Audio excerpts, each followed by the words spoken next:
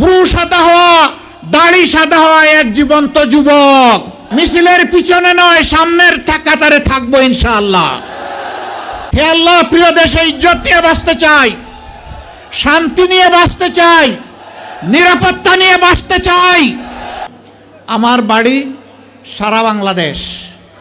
আমাকে লোকেরা জিজ্ঞেস করে আপনার ঠিকানা, আমি বলি সাধারণ পরিবহন সমগ্র বাংলাদেশ। এই বাংলাদেশটাকে আমরা সবাই চাই, শিওর সবাই চাই। আল্লাহকে হাত তুলে দেখান। হে রাব্বুল আলামিন, তুমি সাক্ষী থাকো। আল্লাহ, তুমি সাক্ষী থাকো। আমরা তোমার কোরআনের ভিত্তিতে একটা ইনসাফের মানবিক বাংলাদেশ চাই, যেখানে মানুষ সবাইকে সম্মান করবে, ভালোবাসবে। এই বাংলাদেশটা আল্লাহ তুমি আমাদেরকে দান করো। হে তরুণ যুবকেরা, জেগে উঠো। যেই সমাজের তরুণরা জেগে উঠে, সেই সমাজকে আল্লাহ বদলায় দেন। 24-এর 5 আগস্ট সেলুট যুবকরা, তোমাদেরকে তোমাদের জীবন বাজি রাখা লড়াইয়ের কারণে আল্লাহ আমাদেরকে আপাতত মুক্ত করে দিয়েছেন। চিরমুক্তির জন্য এবার জেগে উঠো, এবার শপথ নাও, আমরা বাংলাদেশকে কোরআনের আলোকে গড়বই গড়ব ইনশাআল্লাহ। আমিও তোমাদের সাথে চুল পাকা, ব্রু সাদা হওয়া, দাড়ি সাদা হওয়া এক জীবন্ত যুবক। লড়াইয়ের ময়দানে তোমাদের সাথে আমাকে পাবা। মিছিলের পিছনে নয়, সামনের কাতারে থাকবো ইনশাআল্লাহ।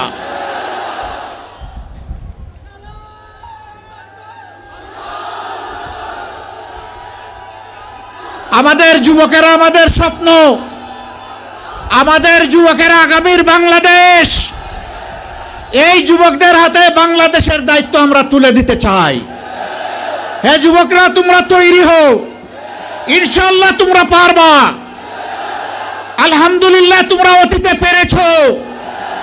আমরা তোমাদেরকে বুকে আলিঙ্গন করে কপালে চুমু দিয়ে তোমাদেরকে এগিয়ে দিব ইনশাআল্লাহ।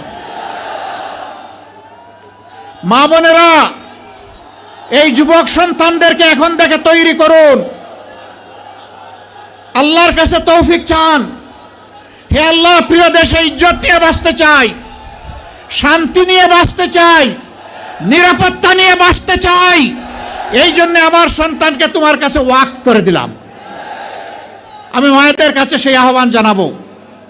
আমার এই আওয়াজ আজকে বাংলাদেশের এবং বিশ্বের যতটি মায়ের কানে যাবে, ও আমার পরম শ্রদ্ধাভাজন মা, আমি আপনাকে বিনয়ের সাথে অনুরোধ জানাচ্ছি, সেজদায় পড়ে এমন মুজাহিদ সন্তানের জন্য আল্লাহর কাছে তৌফিক চান। আমার বাড়ি সারা বাংলাদেশ। আমাকে লোকেরা জিজ্ঞেস করে আপনার ঠিকানা, আমি বলি সাধারণ পরিবহন সমগ্র বাংলাদেশ। বলে বুঝলাম না। আমি বুঝলাম এটাই কথার কথা। একটা দলের দায়িত্ব আমার উপরে আছে। আমার বাড়ি এখন আর নির্দিষ্ট কোনো জায়গায় হবে না। বাংলাদেশের প্রতি ইঞ্চি মাটি এখন আমার ঠিকানা। অতএব লক্ষ্মীপুরও আমার ঠিকানা। আপনারা কষ্ট করে এসেছেন, তির্যক রোদের মধ্যে বসে কথাগুলা শুনেছেন। আপনারা ভালোবাসা বুকে নিয়ে এখানে এসেছিলেন, তাই না? সত্যি আপনারা ভালোবাসা নিয়ে এসেছিলেন? কার জন্য এই ভালোবাসা? কার জন্য এই ভালোবাসা? লক্ষ্মীপুরের আল্লাহ, তুমি সাক্ষী থাকো। তোমার জাতের কসম, আমাদের সমস্ত ভালোবাসা শুধু তোমার জন্যে। এই ভালোবাসাকে মায়া করে তুমি তোমার প্রিয় জান্নাতে পৌঁছে দিও রব। আর এই ভালোবাসা দিয়ে তুমি এই বাংলাদেশকে সুন্দর করে দাও, পাক সাফ করে দাও।